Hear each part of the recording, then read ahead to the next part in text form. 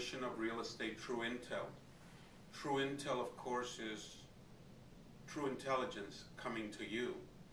I'm Andy Zubia, your host.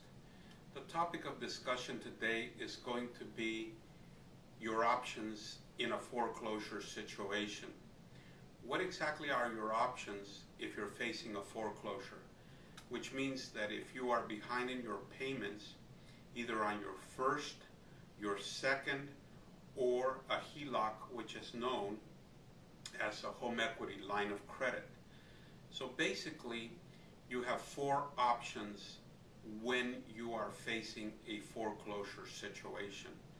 Number one, you can apply to the bank for a modification.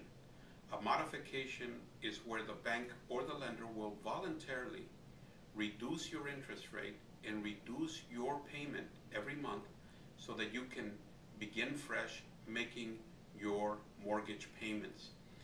For all of the homeowners that are behind $5, $10, $15, or $20,000, a modification is a perfect strategy to be able to, number one, stop the foreclosure and to get a fresh start, which means that all of the payments that you are currently behind, the bank would either forgive those payments or add them to the end of the loan.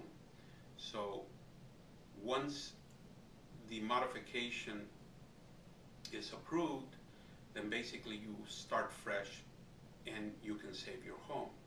The second option is a short sale. A short sale is a perfect vehicle for the homeowners who are having financial challenges and can no longer pay their property.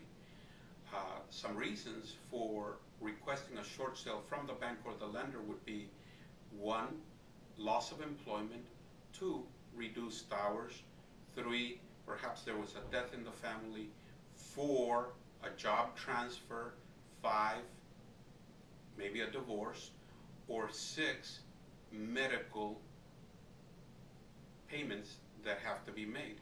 If you are having a medical situation and cannot work, then of course you would want to implement a short sale as well. So these are some of the reasons why you would request a short sale from the bank.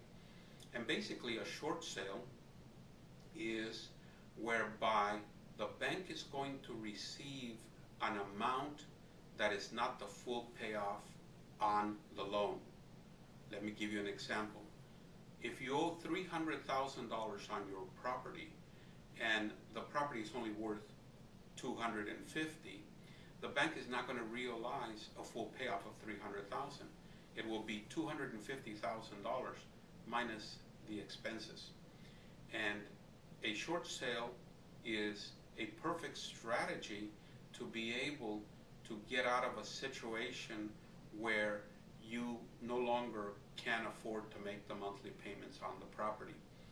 A lot of homeowners are currently facing a challenge with employment, and the amount of money that is coming in is not enough to cover the mortgage payments, so they're electing to do a short sale instead of going through the foreclosure process. A third option is a forbearance or a workout payment plan with a bank or the lender. This forbearance or workout plan is where the bank or the lender will agree to stop the foreclosure, set you up on a payment plan without a modification, without altering the terms of the note or the contract, and without changing the interest rate or the payment.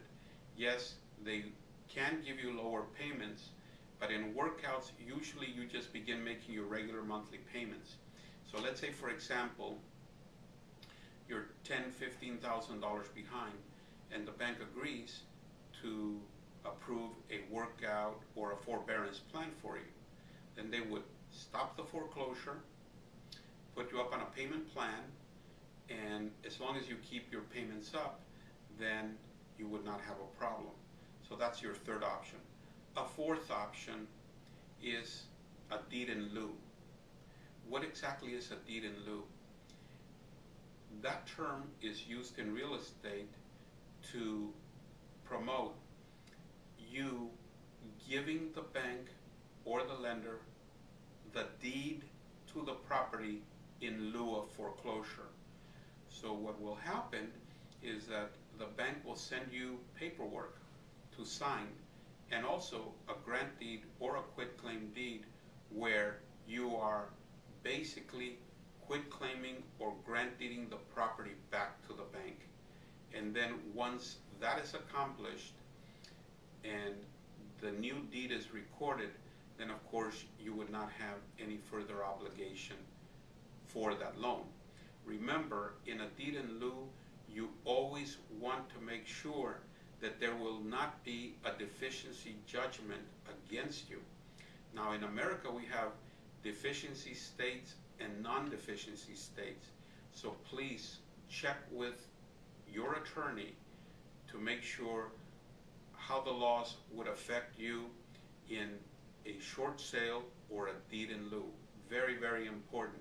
If you ever have any questions or any doubts about short sale, about a deed in lieu, and what the implications or the tax implications are to you, check with your attorney or contact an attorney and ask these questions.